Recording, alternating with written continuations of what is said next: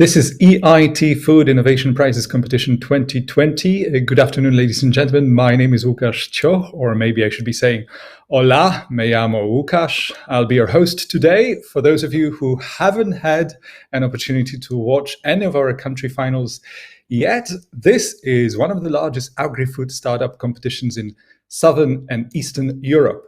We award prizes to entrepreneurs and early-stage startups developing innovative products and services with the potential to transform our food systems. This month, we are running online finals in 17 countries in Southern and Eastern Europe, and we're awarding prizes to the most innovative and ambitious agri-food startups. I hope you'll enjoy watching this year's 14th country final, and today we're in Spain.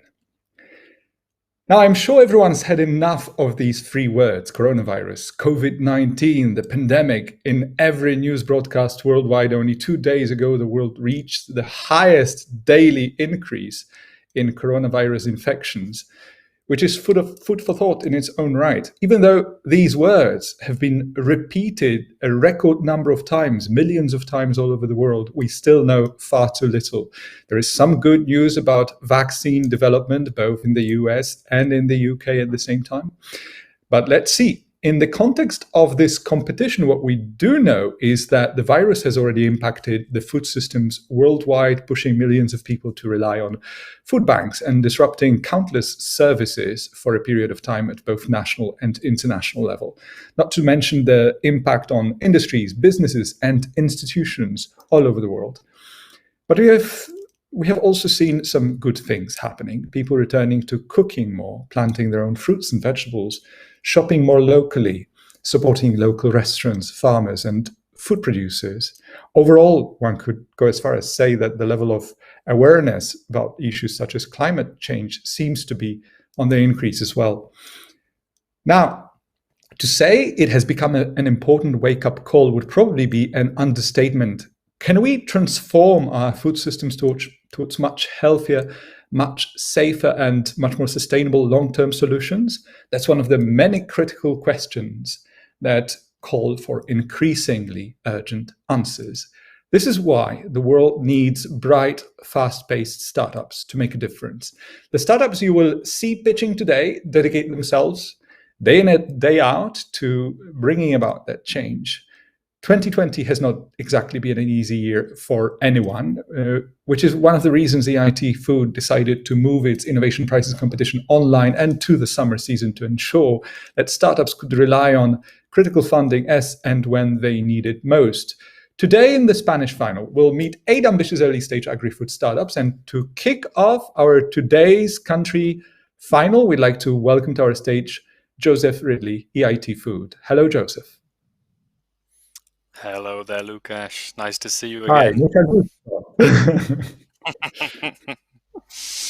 Exactly. How are things? Well, quite a busy day. Well, we're running towards the end of the series of country finals, so approaching the climax of the event. Exactly.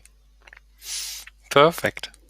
Well, yeah, great. Nice to be back again for one of these finals, and wanted to kick off just by telling you a little bit about EIT Food and how we support entrepreneurs. As Łukasz alluded to, EIT Food, we're a non-profit organization who really has as their mission of how can we build a healthier, more sustainable, more trusted food system. We do that all over Europe and in lots of different ways. We work with large businesses, we work with research centers, universities, we work with influencers, we work with consumers, lots and lots of different people to help change our food system. Our activities are divided into 4 main areas. Education. This is all about how can we inspire the next generation of thinkers and doers in the agri-food space. You know, the average age of a farmer in Europe is about 60 years old. The number of people studying food science is decreasing. So how can we work with universities to improve and make their agri-food offering more interesting? In public engagement, the wonderful thing about food is that hopefully everybody does it 3 times a day. And each time we eat, we're making a vote for the kind of food system that we want. But unfortunately, we don't always know what is a healthy, what is a sustainable diet. And so in this public engagement bit, we're going out and giving science-backed information to European consumers. Innovation, this is all about working with the big businesses in Europe, people like Danone, PepsiCo, John Deere. We've got about 60 big partners in our network, and it's about helping them to make their products, their services sustainable and more healthy.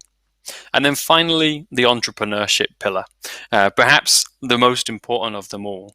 We really believe that startups are fundamental if we want to change our food system. It's their fast-paced, their bright ideas, their ability to come along and disrupt the status quo that make them so important. Who would have thought that just 5 years ago, if someone had said to you, will Burger King, this huge burger chain, will they be buying vegan alternatives to their famed beef burger? And the answer was no. But a startup, Impossible Burger, came along, disrupted the market, took a small piece of market share, and it proved that startups really can transform our food system at scale and for the better. At EIT Food, we support entrepreneurs, whether they have an idea, right up to if they're raising a Series B round. We divide our programs into launch, accelerate, and scale. In the launch area, we've got competitions like today's Innovation Prizes. We've got legal and accounting support, which is financing to help companies get registered, get their accounts arranged. And we've got a program called Seedbed, which is about giving young entrepreneurs access to the skills, the money, and the contacts they need to go out and validate their business model with 100 potential customers. About 50% of startups fail because there's no product market fit. And Seedbed really fills in and stops that gap, making sure that the startups we're supporting, they've got a market for their products. In Accelerate, we've got a program called Test Farms that links high potential agricultural startups with farmers who are looking to digitize, and they can test new products and services on their fields. We've also got a program called the EIT Food Accelerator Network. This is an amazing 4-month program held in 6 locations all over the world. One of them is right here in Spain, in Bilbao. And during this 4 months, people have described it like a mini MBA. You get access to world-class R&D facilities, funding opportunities up to €100,000, and access to a network that is unparalleled in the agri-food space. And finally, in the scale section, we've got the EIT Food Rising Food Stars. And this really is a program for advanced startups, maybe that have, got a couple of 100,000 of sales, and it puts them in touch with the senior people of Europe's leading food and agriculture businesses so they can do projects together. As we know, we're here today for the Innovation Prize competition. This is taking place in 17 countries all around Europe. And the way it works is there is a prize of 5,000, 3,000 and 1,000 euros. And the audience also, they get a chance to pick the one they love the most. And that audience prize is of 2,000 euros. So as you can tell, we've got lots and lots of things going on for startups, and we really hope that you kind of keep in touch with us. Connect to me on LinkedIn, send me an email, find all the information on our website, because we're always keen to hear from you and to hear how you're building a better food system. And all really that remains me to say is to wish our 8 startups today the very best of luck. We've got an incredible but very friendly jury, and I hope that it all goes well. Thank you very much.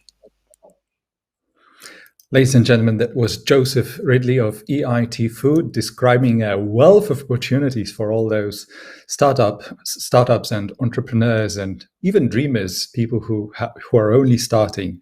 What Joseph hasn't mentioned is what escapes many people's imagination is the extent of preparations required to migrate a sophisticated food industry event like that online. So most of us would probably imagine is just switching something on and off, but there's an entire team of people working on all sides, preparing today's final and all the other finals.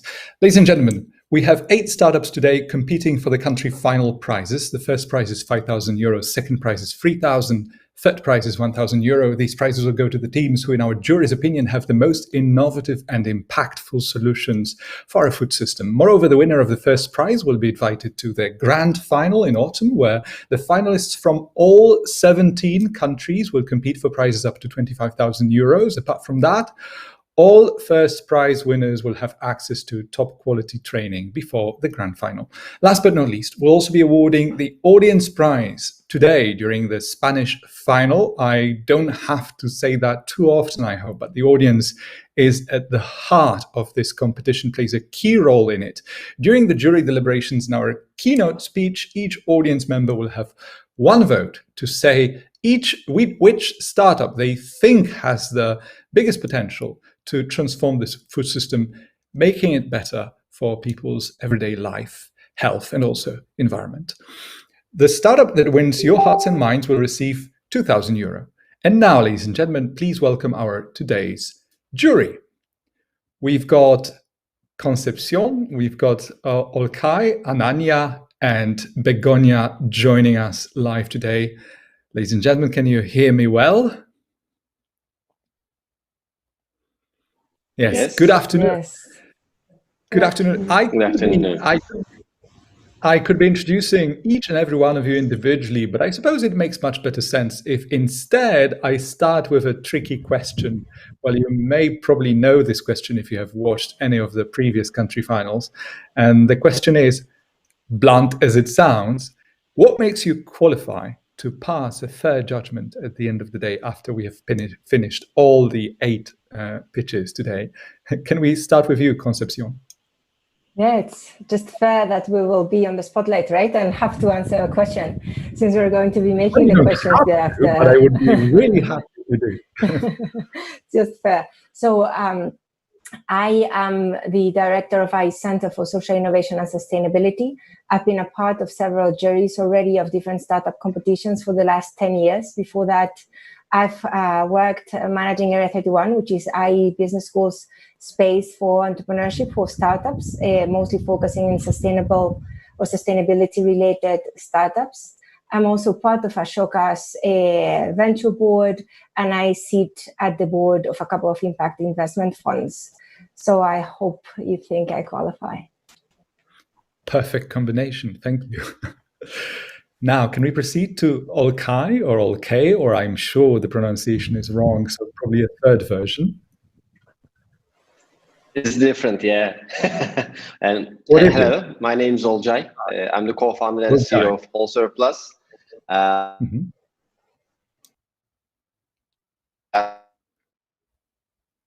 Oh, we've got some connection issues, Olcay. We can barely hear you. Olcay, we need to stop for a while. Maybe you okay. Yeah, because the connection I change.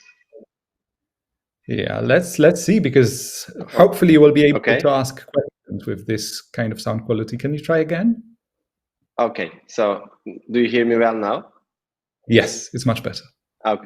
Okay. My name is Olcay. I'm the co-founder and CEO of All Surplus. It's a B2B food waste management platform in Turkey. I'm the closest one to the entrepreneurs here because we are at the 3rd year of our journey. And we have raised around 1.5 million euros so far, and we have saved more than 15,000 tons of food. And we are one of 9 social enterprises supported by United Nations Development Program. So really excited to see the entrepreneurs today. And we're excited to have you with us. Thank you for joining the jury panel. Thank you. Olcay. And now can we proceed to Ananya? Yeah, I am Ananya. I work in the agri-food space in Southern Europe. I've been doing it for years now, and well, in all the time, I have seen probably more than 100 companies all across the value chain, starting from the farm side till the retail, and so analyze companies, their business model, strategies is part of my day-to-day job. So yeah, I think I can bring some of that insight while being the presenters today. You certainly can, and you certainly will, Ananya. Thank you for joining us. Last but not least, we have Begoña Perez Villarreal joining us today. Hello. Hello. Good afternoon. I am the director of EIT Food for the south of Europe. So that means all the Mediterranean and a part of that with Portugal. From Portugal, as I said, Spain, Italy, Greece, Turkey, and Cyprus, Malta, and Israel too. And so on the 3 years that we have running EIT Food, we have been looking, at least in South Europe, about 2,000 startups. So that has given us quite good taste of what's going on. One thing that I wanted as well to add to what the introduction that you have done about the COVID and how the food sector has been affected too, I will emphasize that it has been affected, but at the same time has proved very much to all of us Europeans how resilient is the food sector nowadays, although we all know, and that's why we are having our competition today, that we need to improve our sustainability and the way of we do innovation. But they have proved as well that the food sector is part of our heroes. In this, they have qualified as a first need sector, and so for me, is a demonstration as well of the importance of the sector we all work in. Mm-hmm. Thank you very much, Begoña. It's kind of fascinating. We'll talk definitely a lot about resilience today, but it was actually quite fascinating during the early stage of the pandemic lockdowns. What career the sales of toilet paper worldwide made, and how popular the different clips from that story were all over the world. I'm sure psychologists and sociologists had a good time analyzing that one. Thank you very much. We have Concepcion, Olcay, Ananya, and Begoña joining us in our jury panel. Ladies and gentlemen, without further ado, let us proceed to our first competitor today, NewLab. Thank you for your time today. My name is Maria Jose, and I'm the CTO of NewLab. Our mission is to bring quality control where the product is. So let me tell you about our project. A client of mine is an artisanal lettuce farmer. They water, take care, pack, and sell lettuce, and they used to send samples to the lab for quality control and testing. However, it takes 5 to 7 days for the results to come back. So by the time they get them, the product has already been sold and much of it has been eaten. Not only is this bad for their insurance premium, they are blind in selling the product without the proper information. Oftentimes, her distributors throw away a batch because it doesn't meet the criteria, and expiration dates are a gamble because each product is different.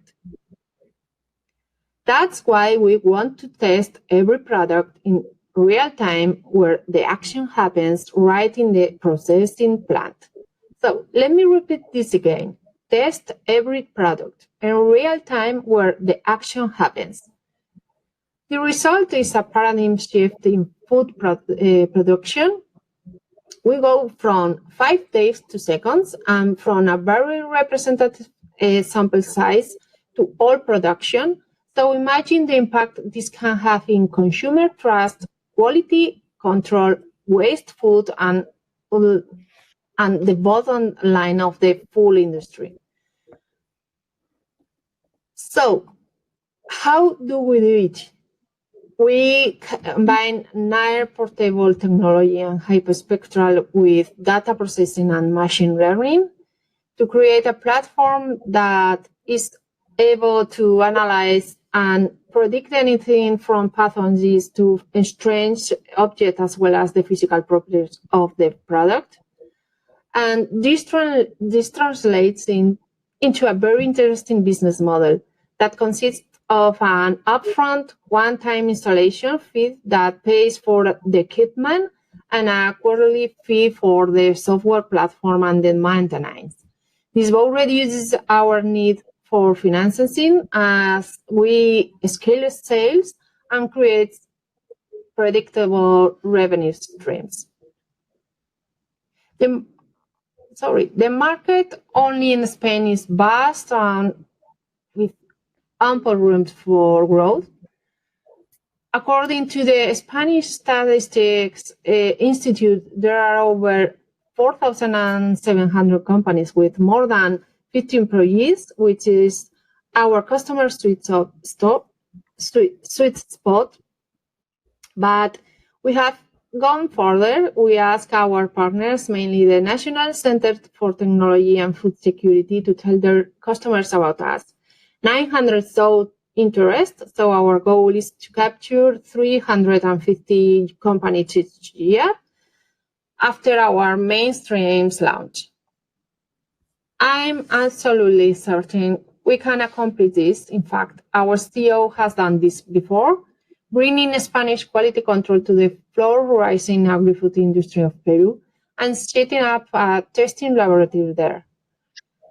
We are also bringing the best minds in the north of Spain to work on this project. In order to keep our corporate structure line, we have set up partnerships with leading companies in software, ERR, quality control, CNTA, and environment, as well as Urtasun. So we are on the cusp of something really special. We started researching the technology only 3 years ago and started working with our first customer to validate the technology. In February, we launched our brand and started prospecting. Despite the global pandemic, on the second quarter, we prepared 11 quotes with preliminary studies, and 4 of those are already paying customers. By the end of the year, we want to launch our product at an industrial scale, and next year we will launch a polished software platform and deploy our sales force. For this, we need your help. Having access to the partnership of EIT Food will be exceptional for us because we are a B2B company and can best serve these partners. And of course, we need funding so we can accelerate the development and deployment of our product and keep the edge we have with our competitors. Europe ought to be leading force in the agriculture revolution that the world is about to immerse itself in. So thank you very much.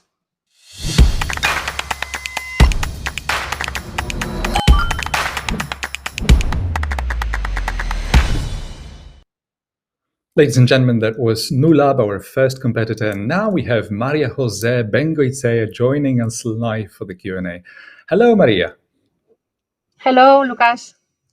Hi, how are you? That's a big smile. Much appreciated, much hoped for. Well, Maria, I suppose I expected. Well, your presentation focused on a very, very optimistic graph about your company projections. One of the most optimistic I have seen in a while. It's always good to see optimistic graphs these days when everything seems to be going down. Maria, tell me, how does it feel to be the first one today? Would you rather have preferred to be the last one on the list and be able to watch everyone first and see what kind of questions the jury asked them? Or are you comfortable in your whole position? Yes, absolutely. I want to start my presentation, so yeah, go. Get it done, right? And relax. Okay. All right. Let me not stop you, Maria. 5 minutes only. Enjoy. Okay, thank you. Hi, Maria. My question for you is, which kind of markets are you targeting with your product?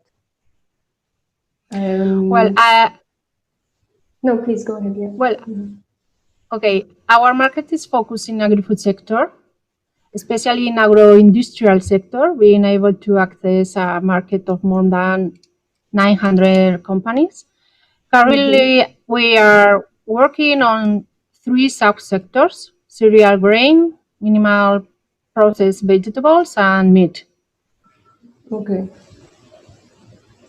Have you considered, since your product is very portable and seems to not imply a lot of setting up costs, developing markets, for example, where Yes, of farmers might not course. have access to established? Yes, of course. Mm-hmm. Okay. Thank you. So I have Thank a you. small question. For the last 3 years, you were co-creating, developing the product, as I saw. So how was this process, and why it took like 3 years to develop the product? What was the main challenge for you? Okay, we have to develop a high spectral prototype to predict and detect freshness in a minimal processed vegetables and self-life production. We are in an offline validation step, and before long, we will set it up into an industrial scale. And this is with the high spectral technology. From the other hand, with near portable devices, we are carrying out several testing studies and for measuring several parameters of food. And next step to develop a technological platform with artificial intelligence techniques to set up new models to measure safety and quality parameters in different products. So this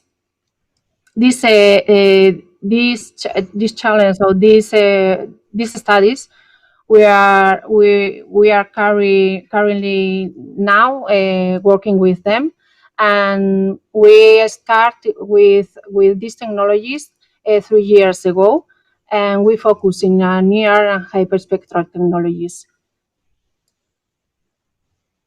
Thank you.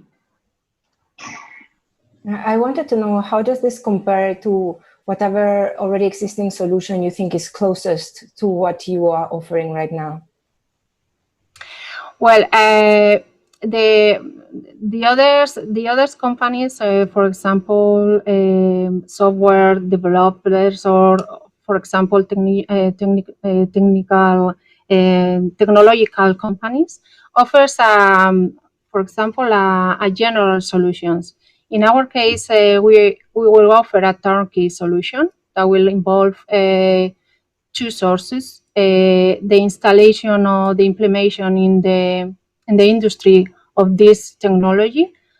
From the other hand, to have a platform that involves the models that we have developed. So in this case, in our case, we want to offer a turnkey solution, not a general solution. Two questions from my side. How have you protected your intellectual property rights? Perhaps you have mentioned, Well, but I have.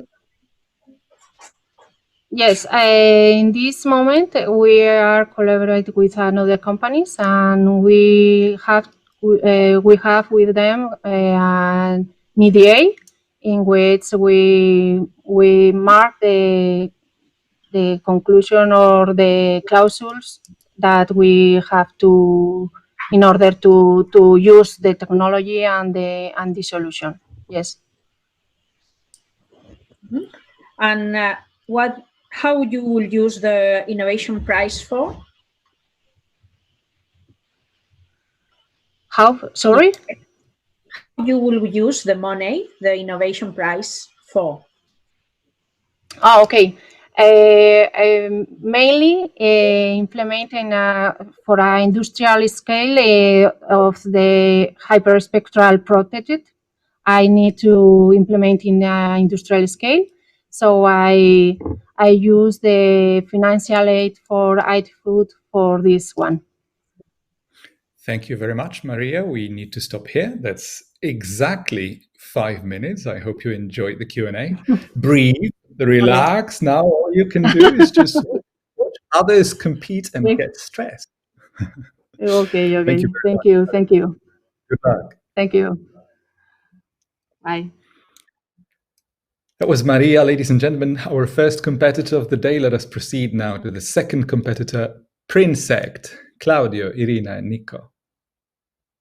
The global population is rising fast, and living standards are improving even faster. And as a result of that, it is estimated that the global demand for food will need to increase with 75% in the next 30 years. And with current agricultural practices and ambitious climate targets, meeting those levels is simply not sustainable. So our problem is that in the next 30 years, we will have to learn how to produce nearly double, while at the same time eliminating waste and cutting our environmental footprint by half. Princeact will create circular economy by feeding insects with local organic waste and processing it into high-quality products. Insects grow fast, help to eliminate organic waste, don't transmit pathogens or diseases, and present a great solution to transform waste into protein and biofertilizers. We use organic waste as input. In the farm, the insects will eat huge amount of waste, turning it into body mass that we will commercialize. It is very rich in high-quality protein, lipids, and fats. The remaining residue is used for generation of biofertilizer.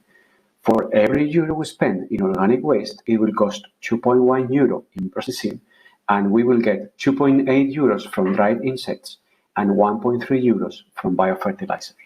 We have identified 3 major markets across Spain and wider EU: fish feed, poultry feed, and fertilizers.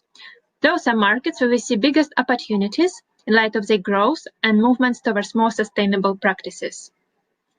To date, we have secured intent from Asaha organization to promote Princeact mission amongst its members.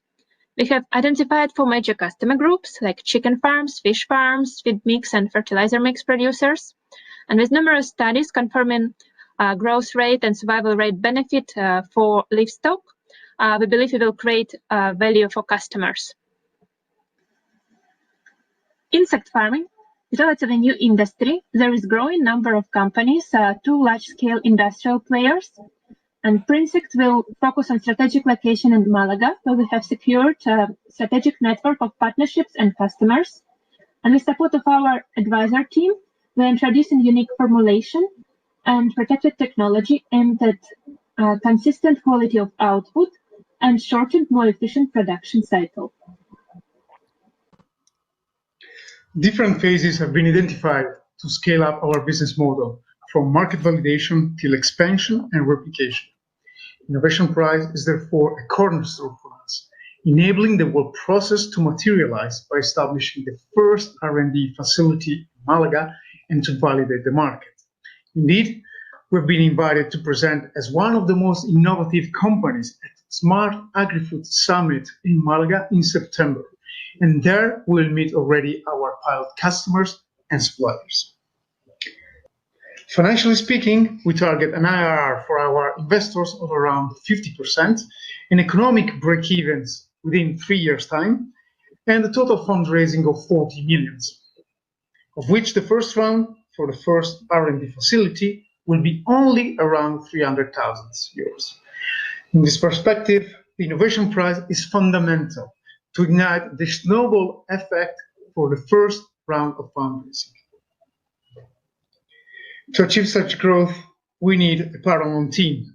Indeed, our team is composed by professionals in their sectors of expertise, which accumulates a total professional experience of 80 years. They are recycling food waste by giving it a second life as a delicious meal for insects. That way, we are closing the cycle in a circular economy model and contributing to EU's Green Deal farm-to-fork strategy.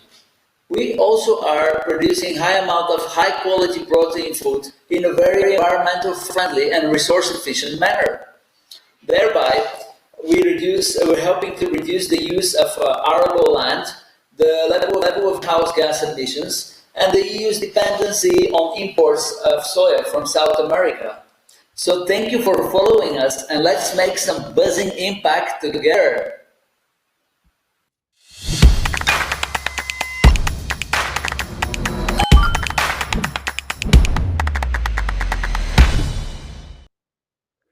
Ladies and gentlemen, that was Princeact, our second competitor. We've got the team joining us live for the Q&A. Hello there. Hello, Hi, everybody. can you hear me well? I can hear you and see you. That should work. Hello, Claudia. Hello, Irina. Hi, good afternoon. Hi, what's the level of stress? Tell me. Now, Are you feeling manageable so far. manageable? Manageable is good enough with me. 5 minutes only. Just make sure you enjoy. Over to you and the jury.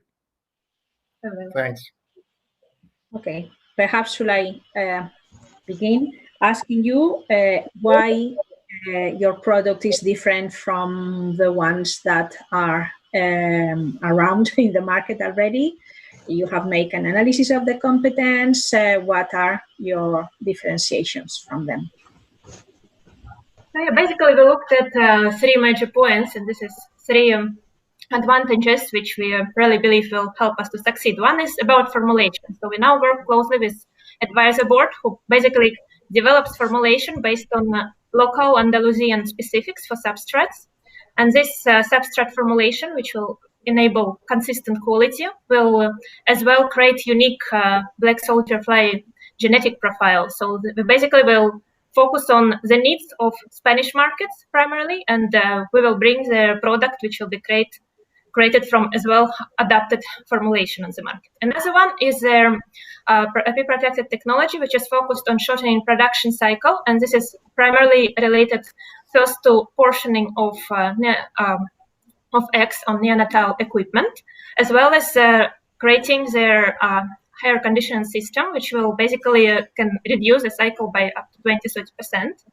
And the third one is really the network, because we have a good background in Malaga area in Andalusia. We have started already engagement with Asaha Association, who is really happy to start promoting and building with us Princeact mission amongst 80,000 members.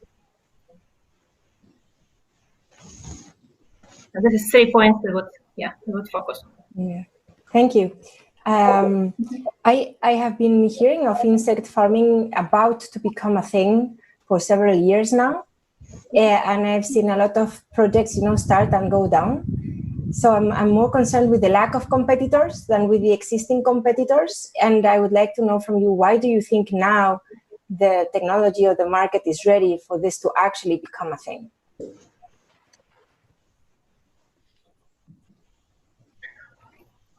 Well, with respect to the competitions, I do agree that many of the companies they went down in the past years, but also there are some who are there and they are expanding themselves.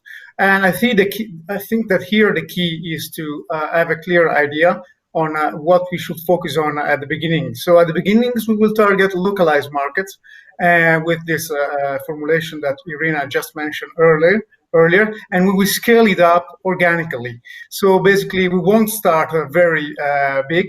The first fundraise will be around 300,000 ski, and that's why actually the innovation prize is fundamental for us. And we will scale it up 1 ton production, 1 ton process of bio-waste per day. At the beginning, we will scale it up to 2.5, 10, 25, and 100. So we've got a clear path in order to grow. And of course, fixed cost and variable costs will follow definitely the growth of the company. So we don't want to, let's say, start. Of course, we aim at the start, at the stars in the sky, but we won't start in a let's say in a reasonable way without, in my country we say that you don't have to make a step too much forward if you are not able to do it. So that's our approach to the scale up of the company. And plus we've got, let's say, the industry is so young, so it's fundamental to have good knowledge. And in order to do that, we have hired, let's say, a professional in the industry which have already created between 5 and 7 farms already. Between 5 and 7, because some are still in the construction phase. I would just add actually with these experts, they have experience across all over the world in launching facilities with Korea, Australia, Americas. One of their projects on similar business models they launched after 5 years, in Australia, they raised now 10 million for the proper commercial factory because the project worked and proved itself. So this is what we rely on. Thank you. What is your waste supply strategy, and how are you going to secure the quality supply while you are growing? So there are two things. One, quite big part of their formulation is based on beer waste supply, on beer part, and we are already in touch with. We are already connected with two companies, and we know at least in terms of supply, we can secure supply from their side. Then through Asaha, we plan to start basically, first important point, we plan to get local and start with pilot customers, which Asaha started to connect us with and pilot customers and pilot partners. So to develop business model first on the supply of initial formulation, and then to adapt this formulation as per final model. But we are already aware where we can and how we can source the substrate parts and formula. And Irina, Claudio, I'm afraid we need to stop here. Thank you very much. Thank you to the jury. Thank you, Irina. Thank you, Claudio. Hope you enjoyed the Q&A. Thank you. And thank you for the opportunity. It has been a pleasure. Pleasure to have you. Good luck. Thank you. Bye. Ladies and gentlemen, our second startup of the day, that was Princeact with Claudio and Irina in the Q&A session. Now we proceed to the third one, NutriExact, Jose Maria Trejo. I will tell you a story that began some months ago when Sylvia and I put a product in the market to fight the obesity epidemic. It consisted in the NutriExact nutritional app in Google Play with automatically generated freemium nutritional reports and a unique mini food scale that sends grams in your plate to the application where it is translated in the exact nutrients. We put the scale in Amazon for sale for 70 euros, but now we're going to give it for free. And why? The reason is that I am the doctor taking care of COVID patients the last months, and have seen that many of the people dying from COVID in nursing homes were malnourished. So we decided to use a shield against the virus. That shield will be our product. That improving nutrition will improve resistance to infection. And how does it work? Weighting the plate before and after eating detect what has really been eaten. These food grams are translated in nutrients as nursing home menus are in the app, and the composition is known. In that way, nutrient intake is known and is compared with nutrient needs that are calculated from data such as body mass index, age, and disease. In this way, specific nutrient deficits can be detected and corrected either by diet adjustments or diet education. And who will do that? An online nutritionist with this exact information will prevent and treat malnutrition, diabetes, constipation, and other problems the moment they appear. So if we're not going to charge for the scale, how are we going to make money? We will charge for online nutritional consultation and for weekly nutritional reports based in the app and food scale. For each resident of a nursing home, we will charge as little as 30 cents of a euro per day, which in a 50-bed nursing home adds up to 450 euros a month. Next year, we will easily expand to 10 nursing homes of this size or 5 bigger ones, and in 2022 we expect to expand to 100 nursing homes, which can be done either contacting with each nursing home or more easily with a single corporation owning hundreds of nursing homes. After that, international expansion and to homes. Another possible revenue stream is not charging nursing homes at all, but to be paid by pharma corporations that sell nutritional supplements to nursing homes.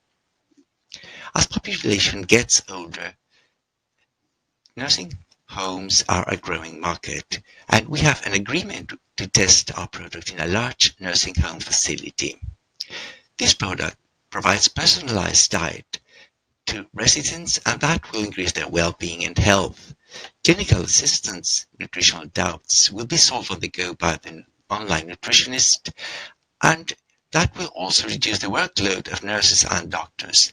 Managers will be offered a 1-month free offer that will show cost cuts and brand enhancement as a nursing home that cares extra for its residents. Intellectual property is granted by a patent in collaboration with Burgos University. There are some competitor mobile apps that inform about the benefits in health of diets, but are not ready to incorporate nursing home menus, nor associated to an exact scale, nor having an online nutritionist that can solve nutritional problems immediately. Although for general diets and not specifically for nursing homes, the product is in the market, so you can add to the thousands of downloads of NutriExact app from Google Play and buy the scale in Amazon before I finish this presentation. Additionally, from food technologist Sylvia and myself, a doctor, others are involved in this product, mainly engineers, marketers, and Burgos University. Hopefully, Innovation Prize will help fight malnutrition in nursing homes through adaptation of the NutriExact app to the nursing home needs and testing it on the mentioned nursing home. Other ideas and collaborations of any kind are welcome. Thank you for listening.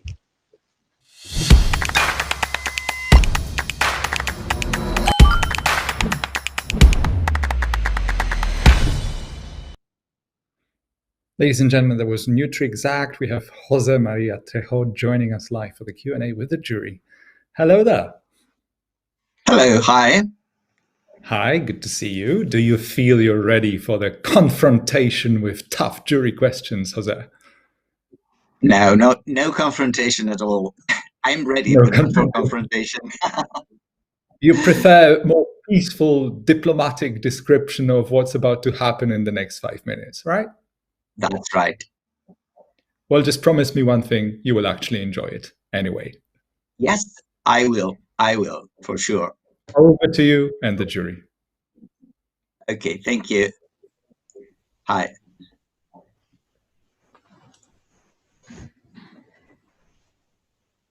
So let me ask the first question. How do you see the defensibility of the tech, and what do you think about the possible competition? How do you differentiate and defend your technology? Yes, as I said in the presentation, there is a patent of this product. Here you can see the industrial product, because this is a tribal product. It has this industrial part, which is some hardware, and there is also software, which is the mobile app. So the difference from competition are, apart from using grams to translate in nutrients and not portions. Portions are very variable depending on where you cut the portion. So you can make mistakes with portions, but not with grams. This is one difference. Exactness. Another difference is that we are aiming to a market that is not very well catered. There are many undernourished people in nursing homes, and it's not always easy to know who has deep wrinkles or who is malnourished. But it is very important because the defense against virus, for example, COVID, depends very much on how your nutrition is. It does not depend on vaccines only. Of course it does, but what vaccines do is boost your defenses, and your defenses depend on your nutrition. So not only for COVID, but for less mortality, better functionality, and better well-being. Nutrition is very important to be in nursing homes. So who is the client, the first client of your product? So the resident in the nursing home is the final client. But of course, there are many people in between who have a say in this product. For example, the manager of the residence is the one that can make a contract with us for the whole residence. And the parent, the daughters and the sons of the old person in the residence also may ask for a better control of their nutrition. And doctors also that treat patients and nurses there have also an influence in this. But the final client, of course, is although this is a B2B business, because the decision of buying it or not is mainly restricted to the manager of the residence. The end client is the one that can receive the benefit is the resident of the nursing home. Yeah, because for me there is a bit of a contradiction because this is a portable, so it's a personal item, and then we are seeing the general director of a residence that is allowing or making even the weight of the portions, because is the resident the one that is going to make the weighting? Yes, of course it will. Yes. So when the food is served on the table, it can be included in the application either in portions or weighting it here. So we shall know which resident is with, for example, vitamin D deficit or with protein deficit, and that will be done with the one next to him or her, and with the one with one single scale that we are going to give for free. But we are going to charge for a subscription. So it is the manager of the residence who is going to decide if he or she pays for the subscription. All right, and we need to stop here. Jose Maria Trejo, NutriExact. Hope you enjoyed the discussion. Thank you and good luck. Yes, I did. Thank you. Thank you all. Thank you. Ladies and gentlemen, our next competitor is Traceable or Traceable, depending on the pronunciation. Hi, I am Pablo, CEO at Traceable. We are a blockchain platform that allows food and beverage companies to track and trace a product from farm to fork. Someone know who this guy is? Well, it's just Bethel at his office. It seems that it has passed a lot of time, but this picture has been taken only 20 years ago. And this is what Amazon website looked like. Maybe you are wondering why I show you this image. Well, I'm trying to show you with this example that all of us have been part of a digital transformation that has modified our habits. We don't communicate in the same way as we did 20 years ago. We don't buy in the same way as we did 20 years ago, and so on and so on. And this transformation has affected all the sector. Companies must evolve in order to adapt themselves to change. More specifically, in the food and beverage industry, consumer decision journey is completely different. Price is no longer the main trigger factor. Features like transparency and food safety are increasingly important. And how companies are dealing with this change? Through digital transformation, of course. The problem is that data fragmentation across supply chain pathway hinders brand and product trust among business and consumers. Companies need a solution to integrate supply chain data in a trusted way. As you can see, the number of food alerts increase each year, and the direct cost of recall is in the millions of euros, and this is due to the lack of global vision of the supply chain. The thing is that companies have a part of the information, and you need to connect or to contact with all the stakeholders in order to have this global vision. And there is where we are. Traceable is playing his part in this revolution, facilitating access to technology. We have launched a platform that helps food and beverage companies identify issues throughout the supply chain in a timely manner by unifying information and providing clear traceability. And here is where the use of blockchain makes sense.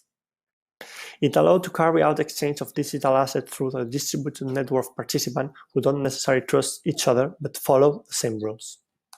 We are obviously a SaaS, and our business model is designed to facilitate technology adoption by our beachhead market, who are trailblazing digitized companies that sell products with high microbiological risk.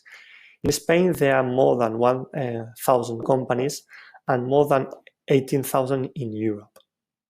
Of course, a new market is always synonym of many competitors. Most of them have a consultative approach, developing ad hoc solutions as part of their upselling strategy, as Ernst & Young, Accenture, and so on, and companies that have a scalable product but that needs a lot of work to adapt to companies, as IBM.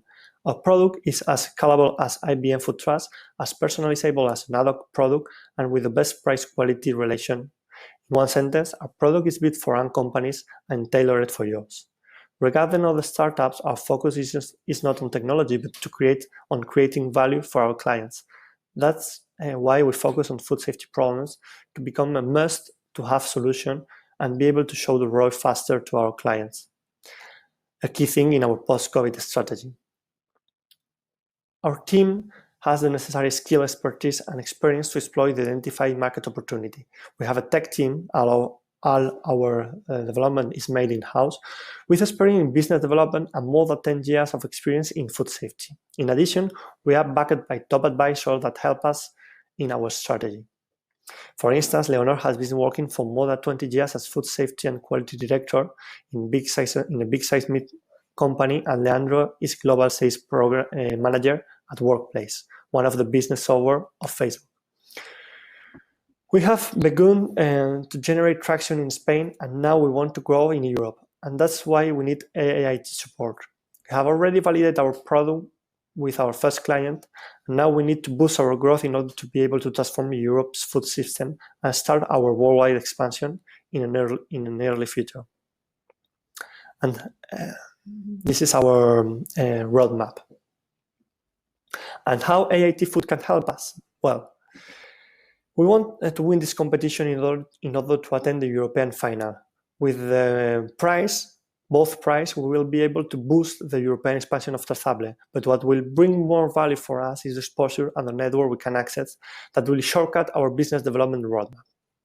And last but not least, having a quick access to traceability data from farm to fork will increase quality process and food security inside the company. But it's not only about money.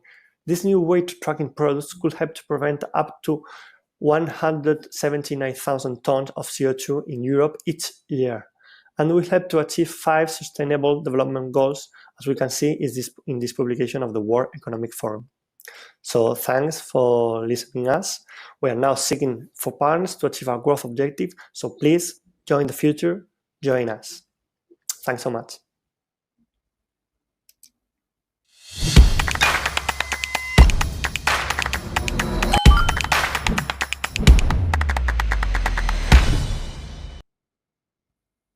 Ladies and gentlemen, that was Traceable. We have Pablo Rodrigo joining us live now. Hi, Pablo. Hi, Lucas. Hi. There's a big smile there. It tells me you're completely ready to face the jury, the verdict, the doomsday. I hope so, yes. All right, enjoy. 5 minutes. Well, hi, Pablo. Let me ask you the first question. Application of blockchain in traceability is something that we have seen for quite some time, startups trying to apply this, but none of them have been successful in making a mass adoption of this technology. So if you could explain what is it that you have specifically different from your peers that you think would lead to this tipping point for mass adoption? Well, it's a good question. There's a lot of companies trying to do that, and I think it's a good thing because we need to change this mindset of companies and help them to collaborate in another way. Regarding your question, I think our highlights or our differentiation are mainly three. No, we try to be a very easy to use or easy to set up solution. So we don't need any hardware to start using Traceable. We not need to change the processes of food companies. That's very important because there are other companies that need or to add some hardware or to change the way that companies works in order to have some ID standard or some information that it's complicated for a food company to start changing the way to do things.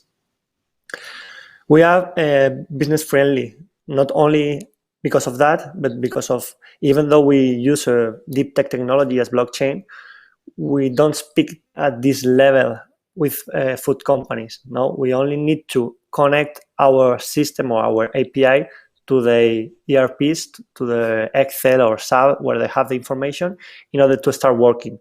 So they could easily start working with us as they work with another SaaS company. And that's very important in order to achieve this mass adoption, to be very friendly with your clients, because it's a solution that you need to work with all the stakeholders or with some of the stakeholders of a supply chain to start adding value to a company. And on the other hand, because I think we have this network effect, no? We are here part of Lanzadera, which is a Spanish accelerator, and Mercadona's president is the owner of this accelerator.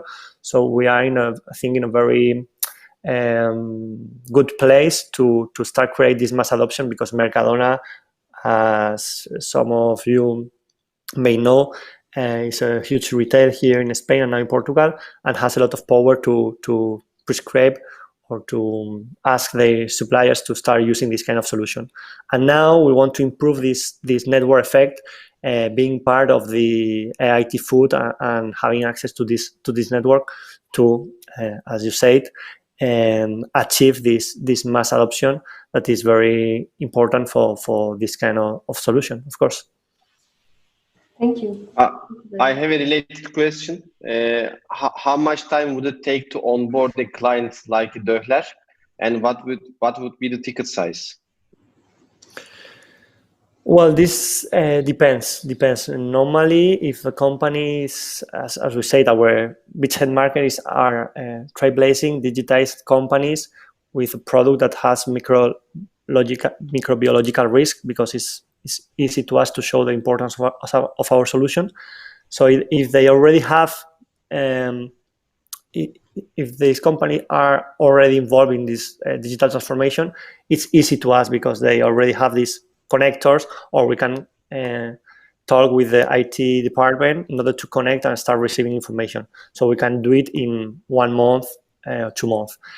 If not, we can spend more time until 6 months to try to understand how company works, where they produce the data that we need, and how we can have access to this data. And the ticket from the SaaS platform is between 1,000 euros until 3,000 euros, depending on the amount of product they need to track and trace. And that's another important thing in our business-friendly strategy. No, it's a risk to a company to start implementing this solution and track or tracing all their catalog, no, because they have a lot of product and it will be very expensive. So we can start working with the company and starting with tracking and tracing only one product, and start growing with the company and to avoid or to decrease the risk of this company. Do you have any plans for any particular food sector, for beginning with any particular food sector? Pablo, 5 seconds. We are now working with all the different sectors, because we don't putting our focus on the companies that have more microbiological risk, as I say, as meat or Sorry, we need to stop this here, kind Pablo. of products. Sorry. Sorry.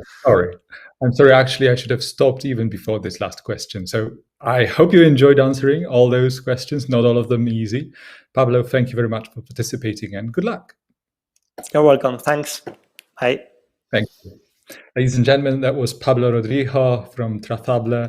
We now go to Luis and Oscillum B-Technology. Good morning, everyone. My name is Luis, and I am CMO and co-founder of Oscillum, a biotechnology company that develops sensors for the agri-food industry. Did you know that each of us here has thrown away more than 55 kilos of food during just 1 year? This is the main problem that we face in Oscillum. It is estimated that a third part of the total food production is wasted worldwide, and 50% of this waste occurs at a household level, generating a huge economical and environmental impact. And this is due because as a consumer, we don't want to get spoiled by food, and then we throw it away. And still, in Europe, there are more than 42,000 intoxications every year. The main problem here is the lack of information that we have about our food. In fact, we are not the first ones to find out this problem. There's actually companies with disruptive technology that tries to solve it, giving information about the conditions in where the food has been in. But they forget the most essential part, which is what happens exactly in that food. This is where our technology comes to, a smart label capable of showing consumers where the food is edible or not by a simply color change. For you to know the real status of your food, it doesn't matter if it's still into the packaging or has been already opened. And it was for fresh meat and for fish. In addition, we have our patent application for our technology. We are more efficient because we are the only ones who are actually analyzing what is happening in that food due to direct measurement. Thanks to this differentiation, we can extend the useful life of the product more than our competitors, and this is the only strategy capable of reducing food poisoning. Also, our technology is the only one which is completely biodegradable. Before I continue, I would like to apply our technology into a piece of meat to see what happens. We will go for it later. We focus into the agri-food industry. They will be implementing our technology into their products to offer them to the consumers. But of course, we are not focusing into the whole value chain at the beginning. First, we will go for the meat producers, who has their own branding and they're investing a lot of money and time on offering good quality products to their consumers. But what is exactly what we are offering to them? We can help them to show to their consumers the quality and the freshness of their products in a glimpse. Also, we can help them to differentiate through eco-innovation. And we are a safety tool, since our technology can alert consumers when their food is spoiled and not edible anymore. Our Richard market is the Valencia region. Our goal for 2021 is to start producing and supply to 4 customers, generating in this way around 1 million euros of revenue. Once we conquer this market, we will go for the national market and later for the European market, implementing our technology also for other different products. We already received a lot of interest of our technology. We have signed 4 letters of intent with 3 companies, 3 of them from companies of the agri-food industry and 1 of them from the packaging industry that will be willing to try our technology once we reach the commercial stage. And we are already on that. So far we have got 50,000 euros from own fundings and local programs with which we develop the technology. And what do we have to do left? We need to optimize this technology, get the certifications and produce it at an industrial level. In fact, if we receive the innovation prize, we can stick to our plans and make the test for the toxicology, ecotoxicology and compostability to certify that our technology is completely safe for human beings, for environment and for the animals. And this is the team that can make this possible, where we can find Pablo Sosa, more focused into the business management, Pilar Granado, developing the technology in the lab, and myself, Luis Jimeno, more focused into marketing and communications. And we are also looking for new members to join our team. Also, we have the support of other advisors across Europe. In addition, our technology and our project receive the support of different organizations like European Commissions, the Climatic Organization, and we received the EIT certifications. Now let's go back to the technology. As we can see, the label changed to blue, indicating that this product is not safe for its consumption. This is basically how our technology works. Okay, and what is the impact that we can generate? Taking into account our Richard market and assuming that we can reduce 25% of the food wasting, we can reduce 80 kilograms of CO2 equivalent per house and per year. Also, we can reduce around 20% of the food intoxications, and we can make consumers save about 127 euros per year and per house, of course. Because every help is needed to put an end on food wasting. Thank you so much for your attention.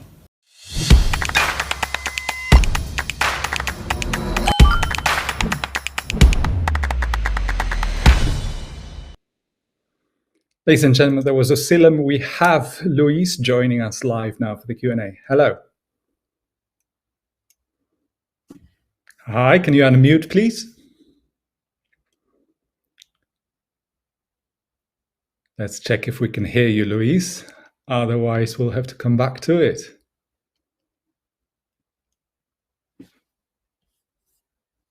Luis, 3 more seconds and let's see if we can hear you. Otherwise, yeah, I think I can almost hear you now. No. Ladies and gentlemen, I think we will come back to the... Or is it? Luis, can you hear me? Sorry, I can't hear you. We'll try and fix the technical problem out there. In the meantime, we'll go to our next competitor, Plant on Demand. Hi all, I'm Petros from Plant on Demand. What's Plant on Demand? Well, Plant on Demand is a digital platform designed specifically for small and medium producers, helping them to sell their products online directly to end consumers and run their back office operations more efficiently. What are the main pain points of an SMP nowadays? It's a lack of digital infrastructure that makes their day-to-day operations costly and time-consuming. It's a lack of market opportunities due to geographical or other limitations and due to severe competition from industrial-scale agriculture. And it's the lack of essential tools in logistics, traceability, online payments that affects the exposure of their products and their direct sales towards end consumers. So, where does Pod step in? We help them take their business online, create a shop, receive online payments and orders, and all these in less than 2 hours. We help them understand their consumers' profile and comprehend consumer behavior, and thus engage them as loyal customers. We also help them run their business more efficiently with user-friendly tools such as digital invoicing and online product catalogs. But magic happens when all data input from producers and end consumers gets gathered in data pools, offering the producers a powerful analytics tool that helps them predict their future crops, forecast their future production based on previous demand, thus achieve maximum price point for their goods and also forecast their future sales. Our business model is quite simple and clear. It's 2 adjoining modes: a subscription fee of 30 euros per month that gives the user full access to the platform, and a commission plan for sales of more than 10K per month generated through our platform. What are the opportunities and social impact that we are looking at? We know for a fact that the vast majority of organic products comes from South Europe, and the rate is growing steadily year over year. So we are lucky to be here. We are seeing domestic and EU legislation promoting local scale agriculture and direct connections between producers and end consumers. So we believe that coordination between local food stakeholders, digital innovators, and conscious consumers will lead to elimination of food waste sooner than we think. We will be addressing mainly small and medium producers with our product, which makes about 8 or 9% of the agrarian actors in Spain. And with the version 2 of our platform, we will be able to address also producers, associations, and cooperativas, as it will be operating in multi-tenant framework. On what has to do with our intellectual property, we are currently in the process of acquiring Apache 2 licensing for our software, while we have already registered our brand name, logo, domain name, and social media accounts. The competition landscape, as we've seen it so far, mainly consists of generic ERPs that have low to no affiliation with the specifics of the agrarian sector. We've also, the main competitor here would be Pegasus ERP.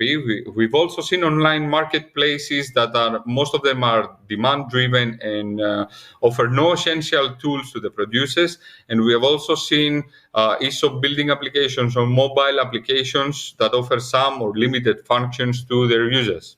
Now, let's check out some financial figures. As we speak, we run on a monthly cash burn rate of 10K approximately, and our main revenue streams are pilot projects and EU subsidies and grants. For the next year, we forecast our monthly cash burn rate to double up to 20K per month, and we aim for organic revenue of at least 6K per month. For year 2021, we predict our monthly cash burn rate to reach 30K and be completely covered by our organic revenue. Some milestones are short-term goals. By the end of 2020, we aim for TRL 9. Currently, we stand at TRL 7. We aim for 100 users on our platform. Currently, we receive traction from 20 subscribed users. We aim for organic revenue of up to 5K per month, and we aim to expand our team with one full-stack developer and a UX designer.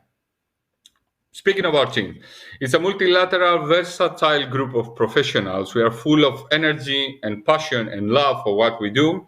And our team consists of one strategist, one business developer, that will be me, one financial administrator, one product manager, 3 full-stack developers, and 1 data scientist.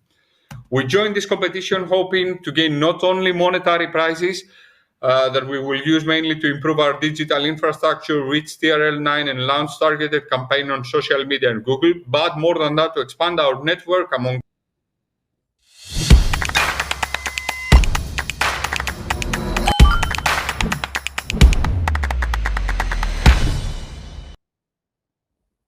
Ladies and gentlemen, that was Planned on Demand. We have Petros Katsimadakis joining us live now. Hello, Petros.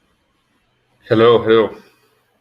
Hi there. I'm glad to see you and hear you. No connection issues for now. Let's hope it lasts. Yes. Over to you and the jury, Petros. Please come again. Yeah, jury time. Questions. Okay. I have a question about your first 20 customers traction. So do you know what was the acquisition cost of the customers? The acquisition cost, well, for us, right now, the current mode is on trial. So we have not implemented yet the acquisition cost. There has not been acquisition cost because it was mainly on online research. We will be able to calculate the acquisition cost when we receive more subscriptions. Okay. I also have a question regarding your initial trial clients. From their perspective, how is your solution superior to all of these others that already exist now that they are having the experience with your actual solution? What feedback are you getting?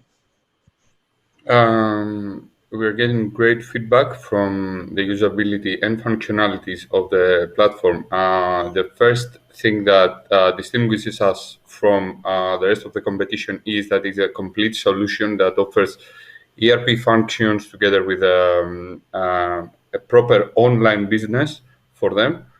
And the feedback that we get on the functionalities of the platform is that it saves them a lot of time, especially in their day-to-day operations. We have got feedback that says that they have improved their sales of their products by at least 30 to 40% right now, and also their time-consuming back office tasks by 60% at least.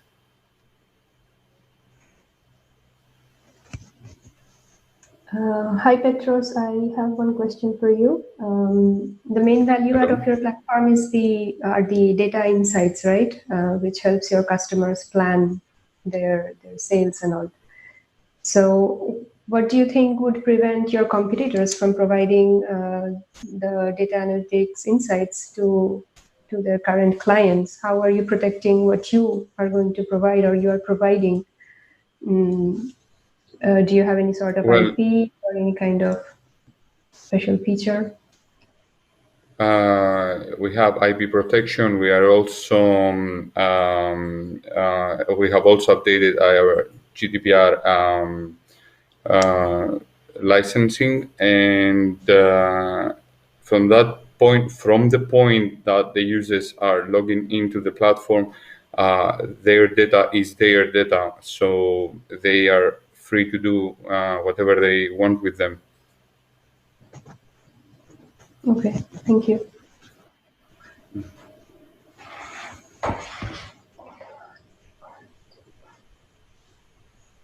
Sounds like these would be all the questions, Petros. I can hear no further questions for you, so I suppose I can congratulate you on the shortest Q&A so far. Remember, it's not necessarily a bad thing if you get few questions. That might just as well mean your presentation answered all the jury questions.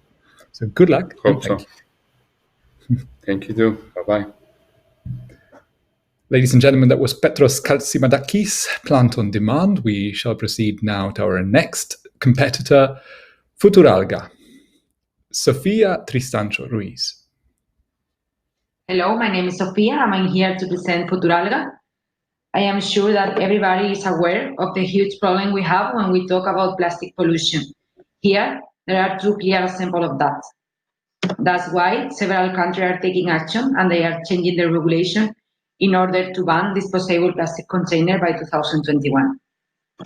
For this reason, we create Footeralga.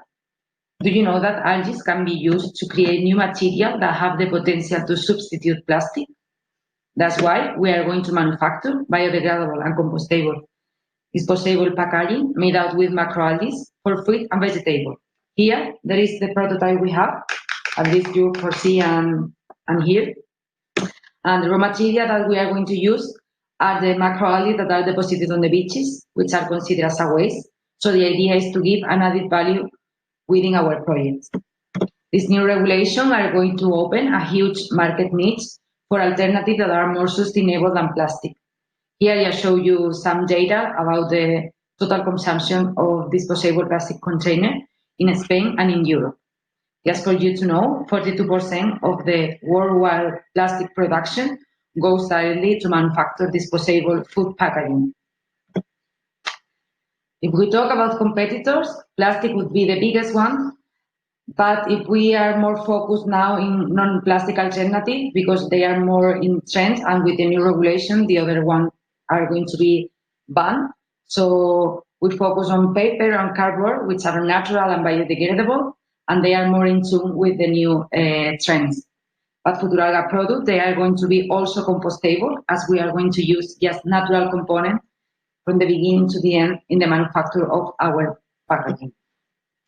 The business model, we have to say that after we have the final product, we will obtain the IP. For the business model, we have to say that we have a clear B2B model where the stream revenue came for the sale of the final product. Thank you to our production process, we will obtain some bioproducts such as pigment that can also generate some income to Footeralga. For the investment part, we have two different steps. The first one is focusing on research. We have an alliance with Cardiff University in order to do the prototype and to test the material, to obtain the functional packaging, and of course to have all the certification we need in order to launch our product to the market. Footeralga setup as a company is the second step. For that, we will need around 200,000 euros. And here you can see how we are going to spend the money. I'm going to present now Footeralga team, myself, Sofia, and my partner, Victor. We are both graduated in marine sciences. And we are counting these days with Elena. She is in charge of all the marketing and social media. Just highlight that we have already several people interested in our products, and they are willing to test our prototype. This slide is just to show all the people, partner, and collaborators that believe in us. We have been working so hard in order to obtain their support. And just make a small review of what we have been done last year. We were participating in several accelerator programs, such as Climatic Kit, in order to expand our business knowledge. We have been also participating in several events. We want to highlight COP25 that was celebrated in Madrid. And we also won 7 awards last year that help us to continue working as hard as we are doing right now. Just to summarize, remember you that we are Footeralga, but we are going to manufacture biodegradable and compostable disposable packaging made out with macroalgae for fruit and vegetables. these are the next steps that we are going to follow in order to launch our product to the market. And just say that just to be part of the EIT Food ecosystem is an amazing opportunity for us. We are willing to have a strategic alliance with some of the partners they have, or have a good position in the food market. And of course, if we have to find an investor, it will be the best option for us also. So thank you very much for your attention. And if you have any question, now is the time for that.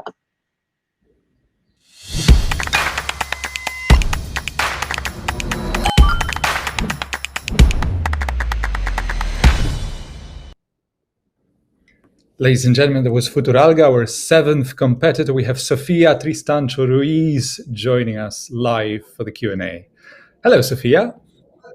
Hello. Well, you've done quite a bit of watching so far. 6 competitors before you, 1 last after you. How do you feel? Good. Yes, nervous of what is going on.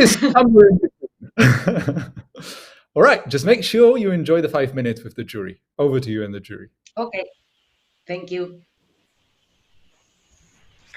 It's a pity now that we cannot be face-to-face. Do you have a prototype that you can show us? Yeah, it's just a handmade prototype, but just at least to see. You can hear it's quite hard, but this is just handmade. Okay, thank you. Yeah. And realistically, how far are you from being able to put the product in the market? Not just the finishing the R&D phase, but until we can find the first, something that is packaged in your material. We're expecting that in less than 1 year we will have all the work already done, and we could at least launch in a small amount of packaging, and we hope so. Just in less than 1 year. Compared to normal packaging prices, how do you see your price index to be when you scale and produce? Will it be a competitive also to the already used packaging materials? Okay, if we talk about plastic, we cannot compete with the price, of course. But if we compare our product with another sustainable alternative, we will have probably less price that they have, because as I said in the pitch, we will use the macroalgae that are deposited on the beaches, which are considered as a waste. So the raw material have a really low cost. So we can have this like an advantage. Hi, Sophia. I have one question for you. Between the prototype that you currently have to the final form that can be used industrially, what are the main technical problems that you need to solve? Now we have like a different composition, and we need to test them with a lab just in order to know, depend of the product that we want to put it on, we will need to use one or the other. And we just need some money to send the samples to the lab and to know all the physical property that the material have. After that, we can shape it as we want. When we have the final composition, this is just easy to do it. Okay, thank you. Thank you. Sounds like that would be all the questions the jury has for you, Sophia. So once again, thank you. Thank you to the jury. Thank you, Sophia, and good luck with your project and today's competition, of course. Thank you very much. Ladies and gentlemen, that was Sofia Tristancho Ruiz and Footeralga. And now we proceed to the last competitor on the list. Before we come back to the Q&A with Luis, the last competitor for now is VikarStela, Luis Lombana. Every long walk begins with a first step.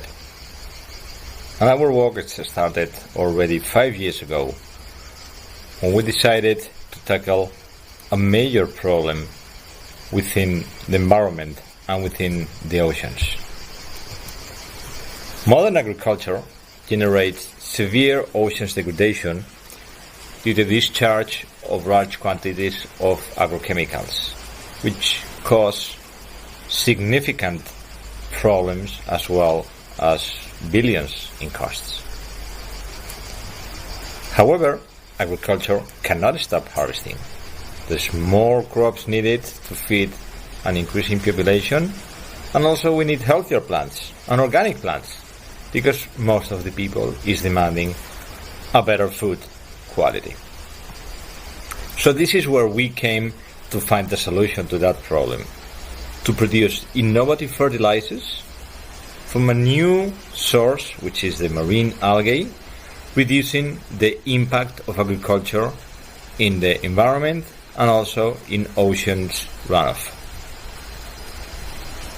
Since 5 years ago, we have tested proven results, increasing yields 8 to 15%. We have been certified organic. We provide no environmental footprint, and we have a proprietary technology that we have developed in-house. Our team is multidisciplinary. It's me running as a CEO. We have other people very much experienced in terms of marketing and communication, and we have a young team in terms of technical, however, very much knowledgeable and passionate.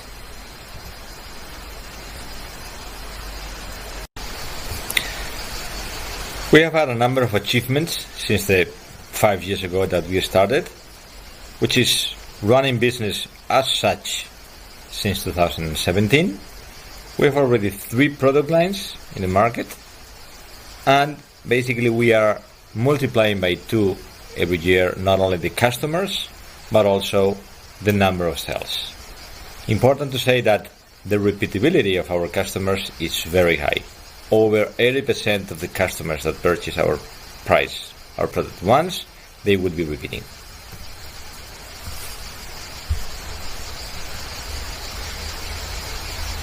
Where do we want to go? Well, we are currently in Spain. You can see that green spot over there. But within the next 4 years, we want to make a significant expansion. We want to expand all over Europe. We want to go to Latin America, specifically Mexico, India, Australia, South Africa, and specific countries within North Africa. Why? Basically because we understand that these are high potential markets where we can develop well our sales strategy. We are looking for winning the EIT Innovation Prizes 2020. Mostly because, well, we want to catalyze the company visibility.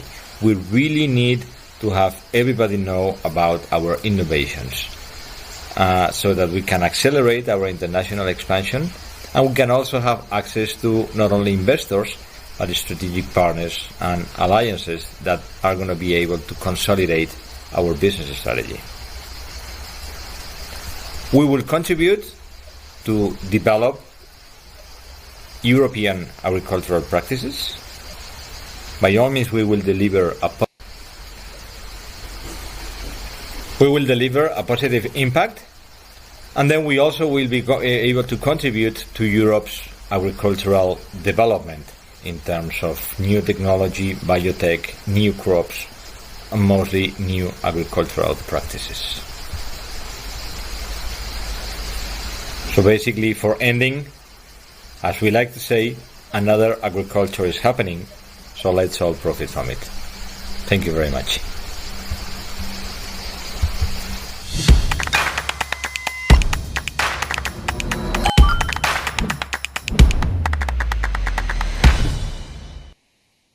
Ladies and gentlemen, that was VikarStela. We have Luis Lombana joining us live now. Hello, Luis. Hello, how are you? Hi there, I'm great. Yourself? Good. I'm surprised by the level of the participants, so very much challenging this contest. Very good, very good. Tell me one thing. We all heard this special sound effect, background noise, as if you were broadcasting straight from the Amazon rainforest. Was it deliberate or was it a technological glitch? No, actually, it was a total surprise. I wasn't aware that this was going to be the way to move. It was totally not predictable, so it was just natural. For a while there, Luis, I thought you were trying to impact our jury on the subliminal level. if it can be a positive impact, that's absolutely welcome. Let's see about that. Enjoy your 5 minutes with the jury. Over to you and the jury. Thank you very much. Thank you very much. Hello. Hey, so sorry, I was trying to unmute myself. You said that you already have a few clients and most of them would repeat. So I was wondering, do you have a sense of what your customer lifetime value approximately looks like, more or less? What's your ticket per client so far? Yeah, well, basically I understand that the reason our customers repeat is basically by the performance of the product. On average, we could say that the benefit they get is something between 4 to 6 times the price they pay for the product, especially when you go to high performance crops such as berries or vegetables or high ending fruits, which are high value added. Then the benefit, the economical benefit is significant. Besides all the environmental positive impact, positive performance that they provide on the environment. So I believe these are the main reasons for the repeatability. What would the average price be, more or less, per month or for your clients that they pay to you? The average price. Yes. More or less. Yeah, well, it's going to be very much depending on the crop. So it can go for something in the range of 150 euros per hectare in berries to 40 euros per hectare in extensive crops such as lucerne. So it very much depends on the crop. Yeah. Okay.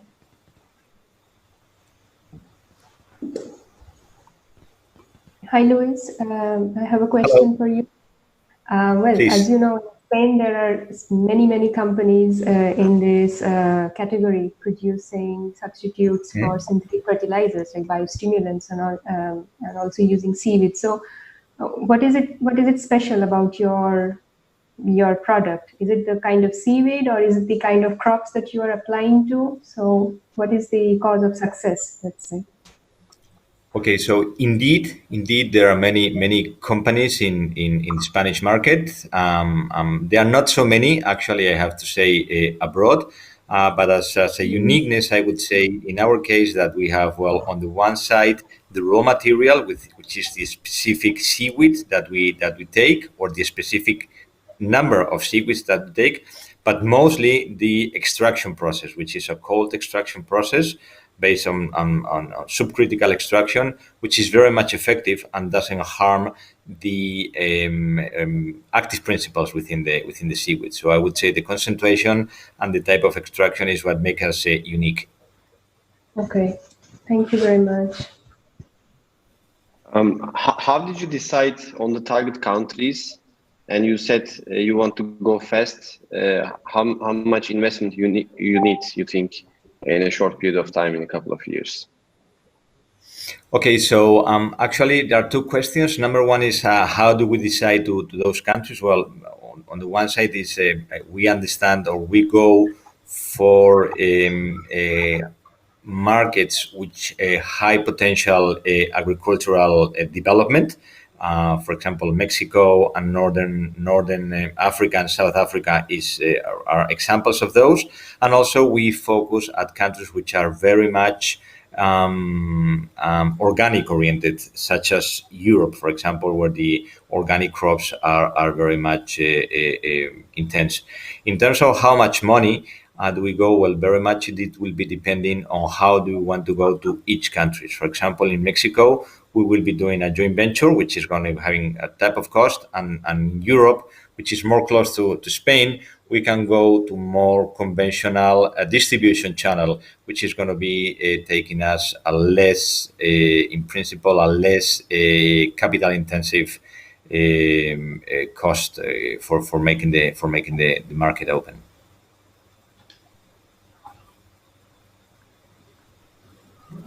Sounds like we have no more questions. Thank you very much, Luis. Thank you very much. Hope you enjoyed it, and good luck in the competition. Ladies and gentlemen, that was VikarStela and Luis Lombana. We now go back to Luis from Oscillum Biotechnology. Hello there. Can I hear you, or? Yes, I hope so. Can you hear me? certainly Okay, sorry for the technical issues. Okay, this is the live. But it does give you a really nice advantage now, doesn't it? In that you know exactly all the other players, and now you can just enjoy a quick Q&A with the jury, right? Yeah, that's a positive side, I guess. Enjoy it. Over to you and the jury. Thank you. Hello. Hello, it's great to hear you. Thank you. I want to ask you a little bit more about the business model. So do you charge per each of the seals you saw? What margin do you take on each of those? I'm missing a little bit of the financial information. Okay. Well, our business model is much focused on selling these our labels straight to the producers from the meat or the fish producers. Basically, the actual price of these labels are to produce are 4 cents for this, which is around 10 centimeters. We are selling about 7 cents, but this process could be these labels could be much more cheaper once we go to the industrial stage. So it could be around 1 to 2 cents, the price of the cost of the labels. And of course, this is for 10 centimeter, which for depending on the product, we will need labels which are more smaller or a bit bigger if needed.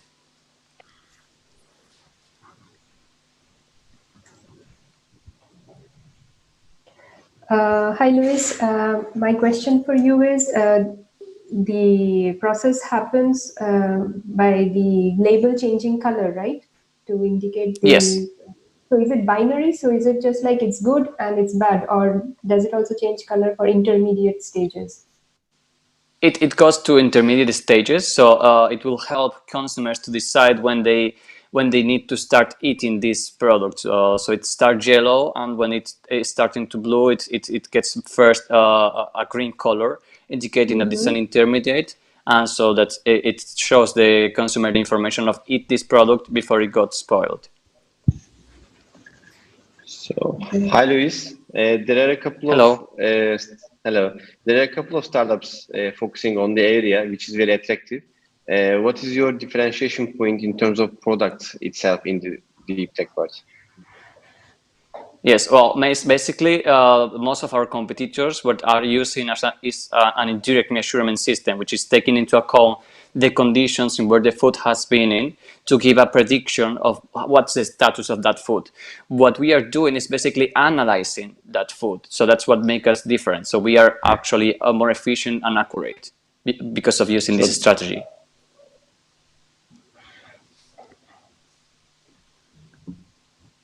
Luis, sounds like our jury has...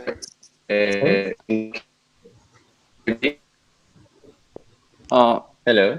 Can you hear me? Do you hear me? Yeah, yes, I can hear you. Do you? Yeah, I was asking, then you are differentiating your product according to the category of the foods, like different label for meat, different label for other products. How are you gonna...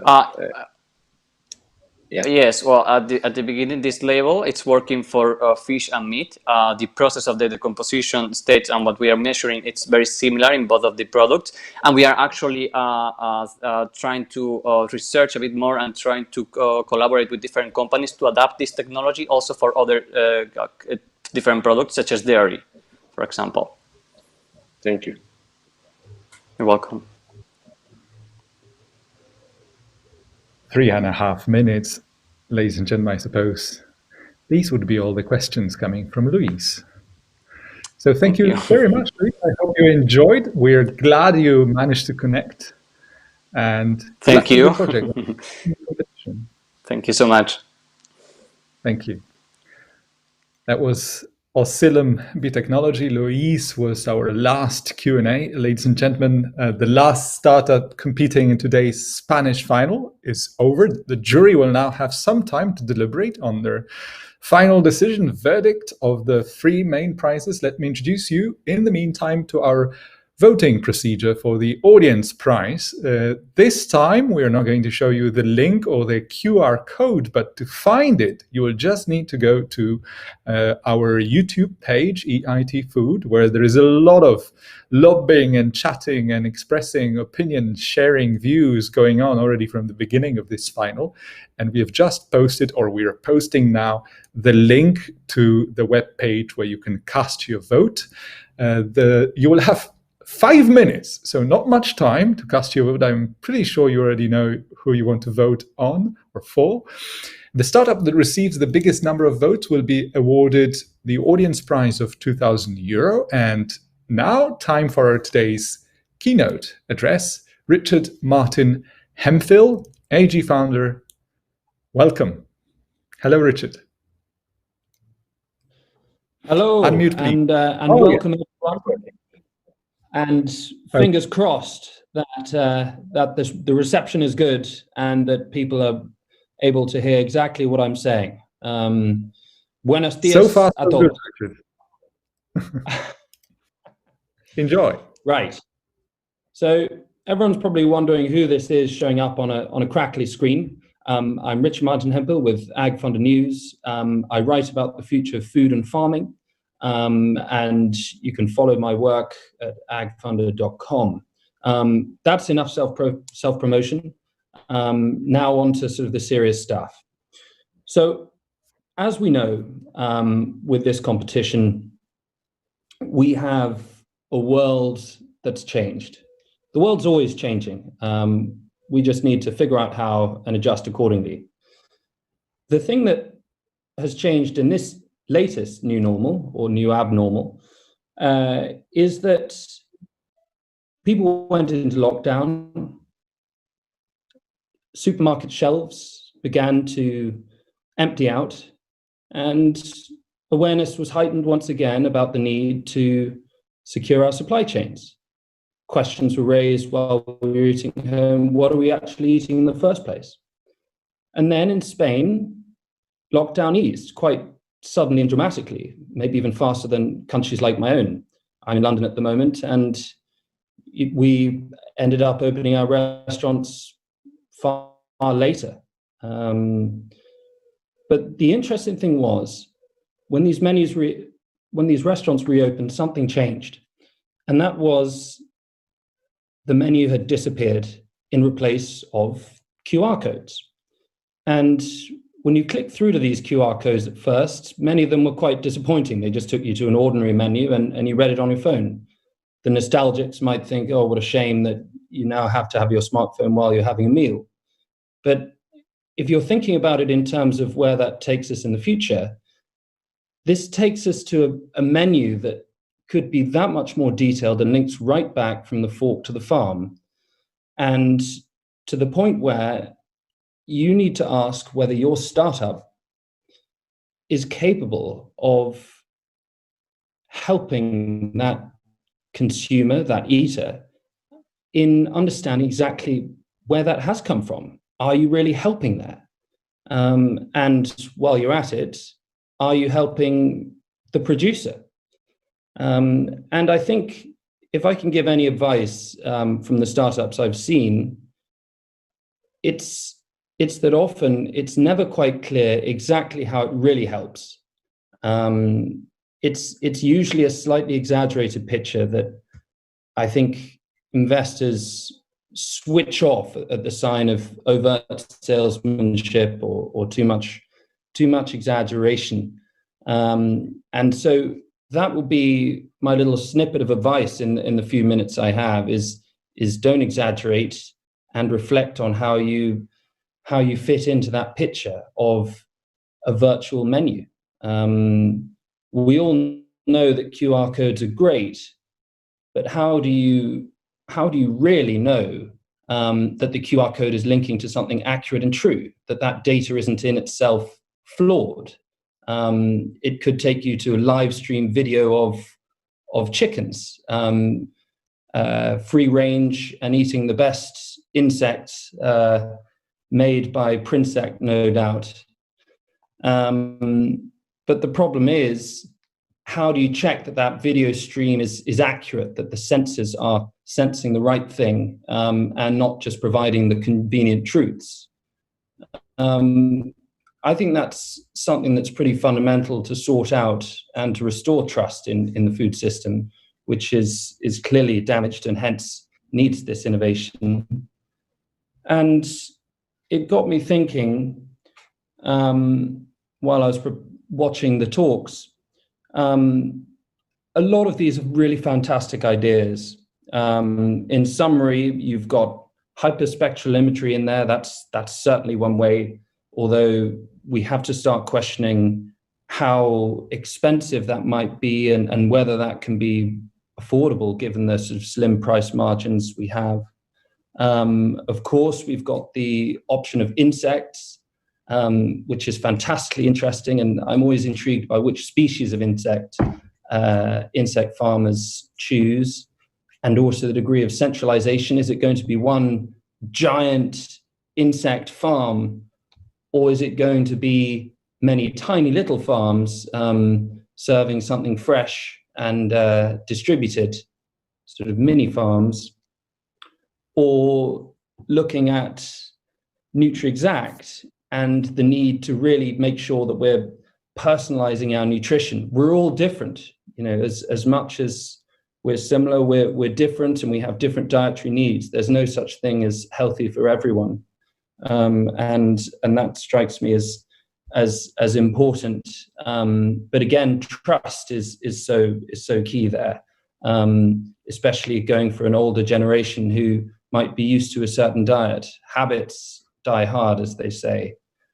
And then looking at Traceable, blockchain, again, fantastically interesting, but high energy, complex. I think a lot of us love to pretend to understand blockchain, but it's really a bit of a complex beast, even now. And it's hard to know exactly whether it's worth blockchain for small units that are limited value, which is what would be needed.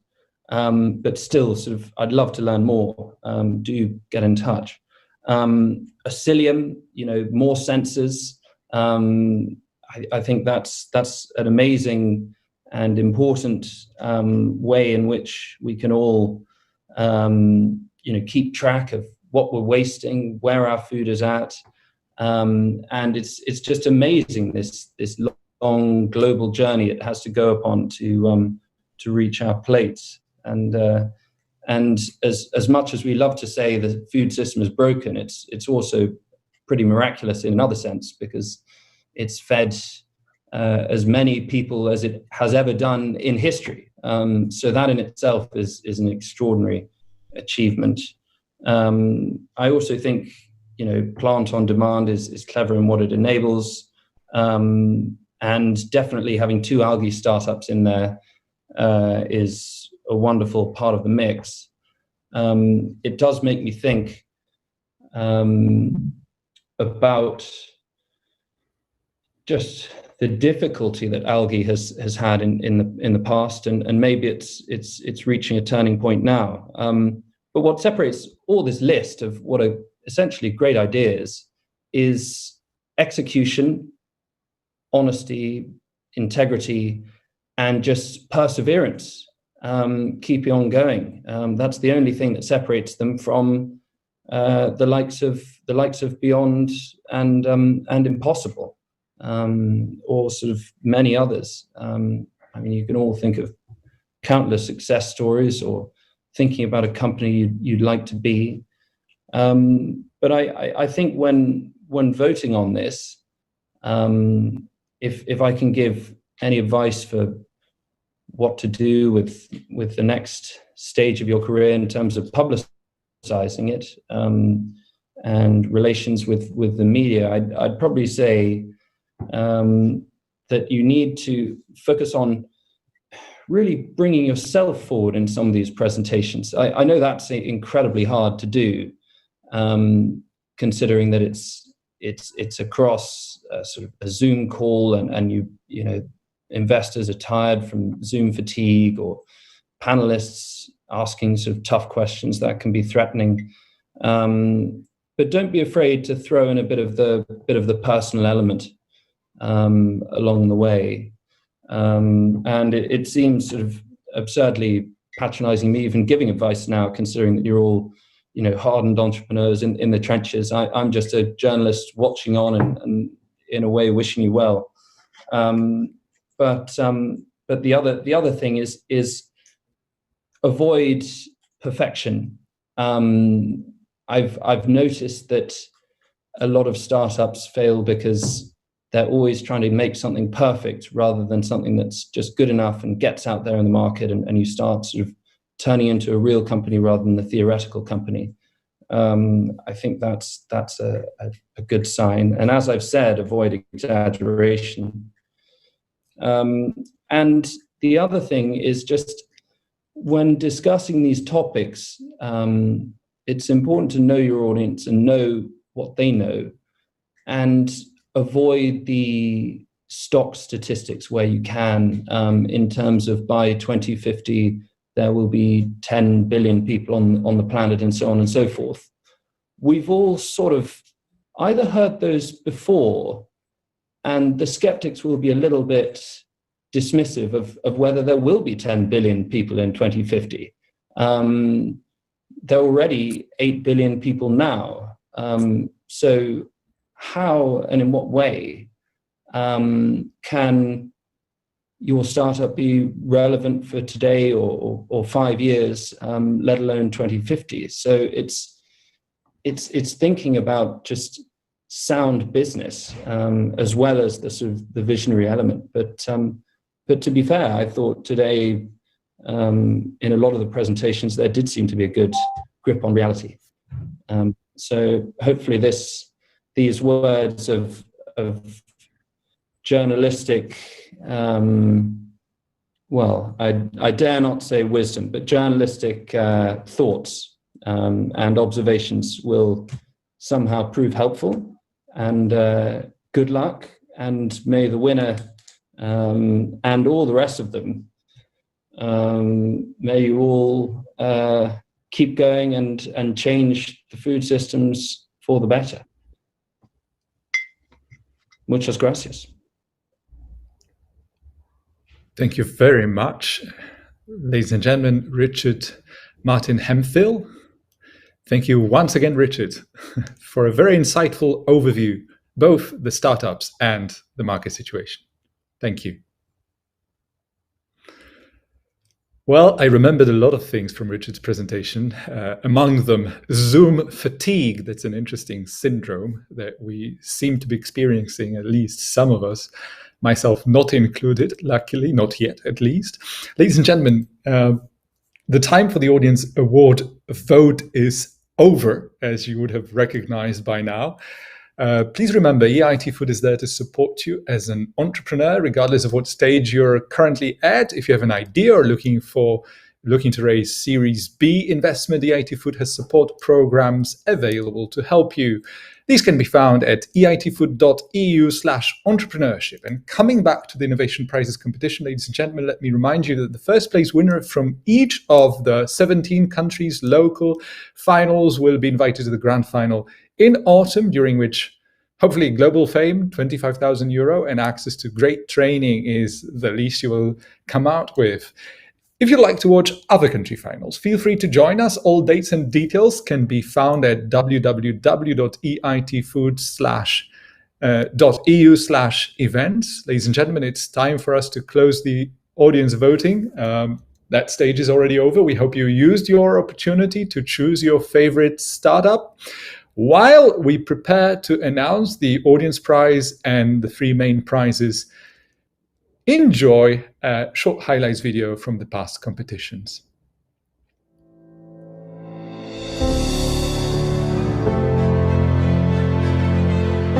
scale of the problems that we're facing in our food system are huge. So EIT Food has come about to change this.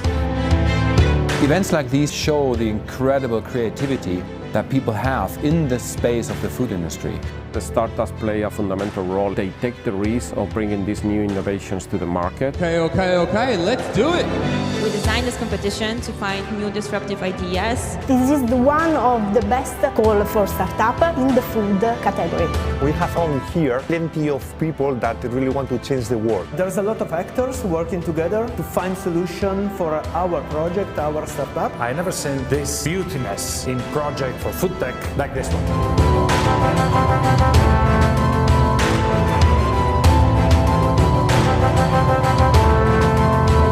You learn from them, you also get some training so that you develop business plans. This competition is inspiring, but it's also challenging.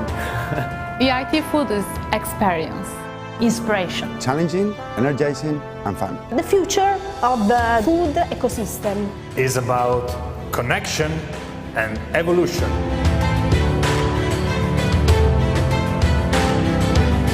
Best three things of this competition are youth, networking, and enthusiasm. Atmosphere, mentors, and prize. Quality of advisors, quality of the education, and quality of the food. You will connect to other people with other entrepreneurs, and you will learn what's happening in the food ecosystem.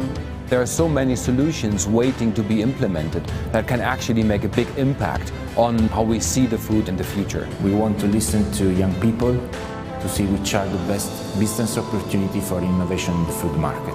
To help Europe build a food system that's better for people's health, better for the environment, and also more trusted and traceable.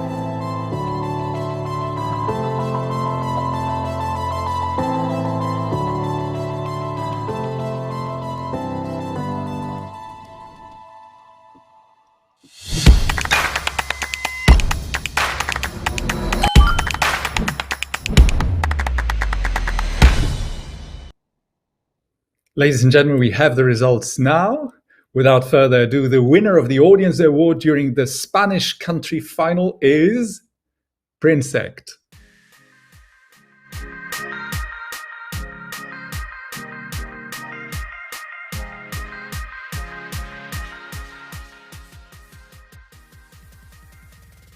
Ladies and gentlemen, much cherished Audience Award goes to Princeact along with €2,000. Let's see if we can connect with Claudio and Irina.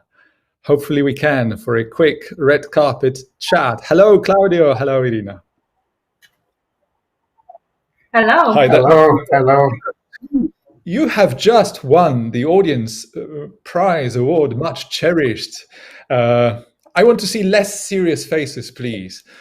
Is there anyone you would like to thank at this stage? Let's say that we've got a very reserved way to show our happiness.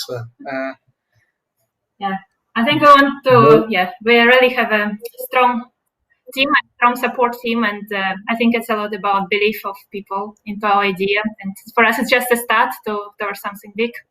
Yeah, and we would like to thank all the people that participated to, of course, to the webinar, because it's important to share the ideas. And even though we won, but it's really nice to see such amazing ideas and the participation of the public and the audience.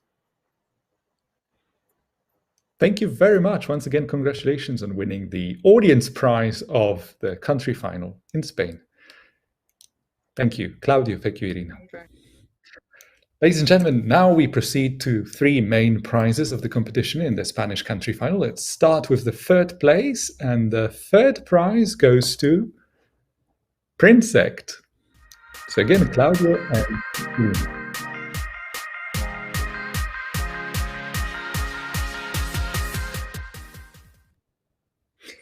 Ladies and gentlemen, that was Princeact with the third prize of today's competition. Now we go to the second place. The second prize goes to Footeralga.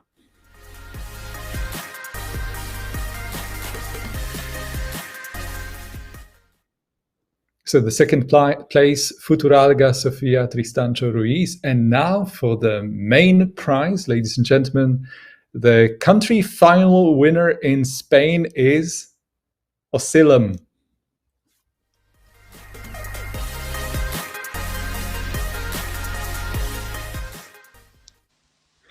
Congratulations. Thank you so much. Wow.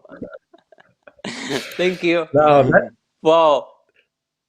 This is amazing. Thank you very much to the organization. And of course, I have two of my team members, which are already crazy on WhatsApp.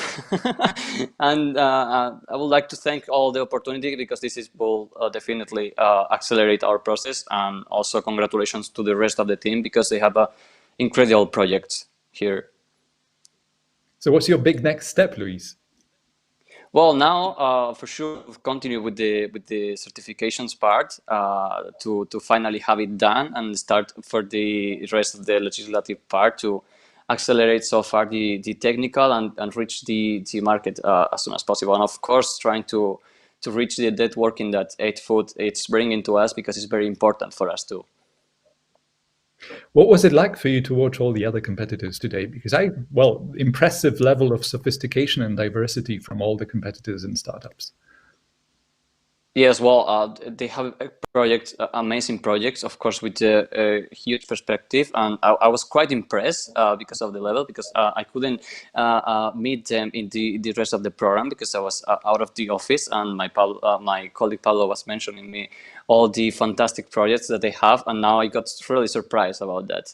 And I think it's great that we all together can actually help to put some more sustainable efforts in the agri-food system. I couldn't agree more with you on that one. So let me leave my round of quick, spontaneous questions with a really tough one. Okay? Okay. Please. All right. So Sure. The tough question would be, of course, the world has focused largely on the negative aspects of the coronavirus pandemic and the different industries and countries, businesses, institutions it has affected. But if you were to focus on one disruptive and positive change that this global situation has brought about, what would it be? So choose something that is a little less obvious and yet something that the impact of this could be really long-lasting and could affect, in the positive sense, all these aspects that this competition is about. Safety, sustainability, food banks, the future of food. We waste so much food globally. Yeah, exactly. Well, I think this is a new starting point to give a second thought on what is our behavior, what is our consumption, and to try to put a little bit in every one of us, of course, from the startups and the consumers, to put an effort to change something that we have the opportunity to now, because it's a new starting point, a new starting about how can we improve as a society. Well, one good thing from this competition is that even though, some of us might be complaining about not being able to meet in a real life environment at a single conference venue, think about it through the carbon footprint, bringing so many people together to a single location. Think about how good that is for the planet, at least for now, before we come back to the big event, and hopefully raise our level of expectations, quality, and make it more special to meet in a real life event situation. Yeah. Once again, please, congratulations. It's a great achievement winning this final in Spain, again, with so many great competitors. Congratulations again, and thank you. Thank you so much. Thank you. Thank you.